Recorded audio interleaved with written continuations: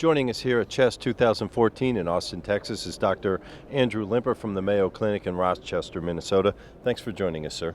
Thank you. Nice to be here. Where are we today in your field in treatment of interstitial lung disease? Well, it's a whole new era. We have the recent approval within the last 2 weeks of two new agents to treat idiopathic pulmonary fibrosis, pirfenidone and nintedanib. And they have been shown to have activity, statistical activity in helping patients do better with this very serious and oftentimes fatal disease. What is your prognosis on how they will work? Well, there is evidence, particularly with pirfenidone, that this disease will improve activity, that the patients will have less decline of their lung function over time. And when they've looked at all of their data from both the most recent ASCEND trial as well as the capacity trials, the mortality was also improved. So at least with pirfenidone, we think that life will be extended when patients take this agent. Now, nintedanib has also good activity for improving activity and also slowing down the rate of decline of lung function deterioration. So we think this will be also a very positive medication in this disease. Immune modulator use is on the rise for a host of autoimmune diseases. Right. What are the critical concerns around the use of these drugs for patients? Well, if we speak about idiopathic pulmonary fibrosis, the NIH funded a large multi-center trial, the IPF network. And in the Panther study, we actually showed that immune suppression, classically with prednisone, azathioprine, combined with N-acetylcysteine, actually did not work in idiopathic pulmonary fibrosis. So although we use it in autoimmune diseases that have associated fibrosis, if a patient really has idiopathic pulmonary fibrosis, we really like to steer clear of prednisone and azathioprine because actually patients did worse in our study. What options do physicians currently have for treating idiopathic pulmonary fibrosis and CTD-associated PAH? Okay.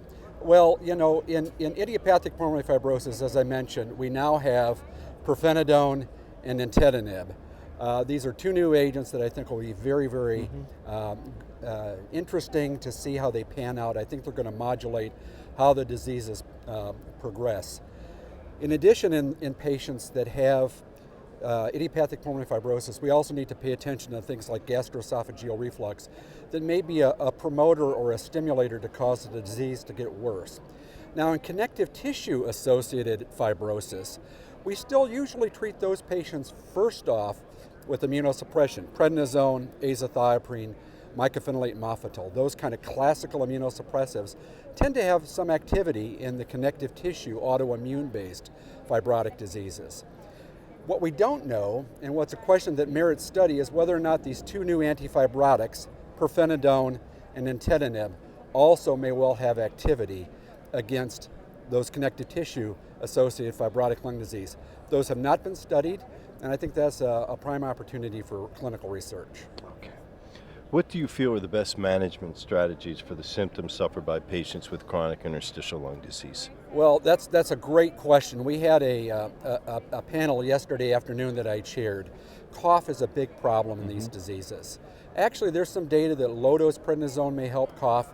Classical cough suppressants, things like codeine or other opioids, may have activity in this illness as well. And interestingly, an old drug that got a bad rap, thalidomide, there's some good data in the last couple of years that thalidomide may well help patients with cough with interstitial lung disease. Beyond cough, oxygen supplementation, of course. We also want patients to be active. We want patients to keep living their life. We always know that the patients that have better levels of activity, rehabilitation, keep moving, walking, do better for longer. So we encourage activity. And then last, as I mentioned, we also want to make sure that we treat depression, we worry about depression, and make sure that patients stay engaged with their disease. So it's really a multi-specialty approach to the symptoms. You optimistic about where we are in 2014? Well, I've been doing IPF research for about 25 years, and this is the best I felt about it. This is a whole new day in treating idiopathic pulmonary fibrosis and the other interstitial problems. Keep at it, sir. Thank you. Thank you. Appreciate it. Nice to be here. Thank you.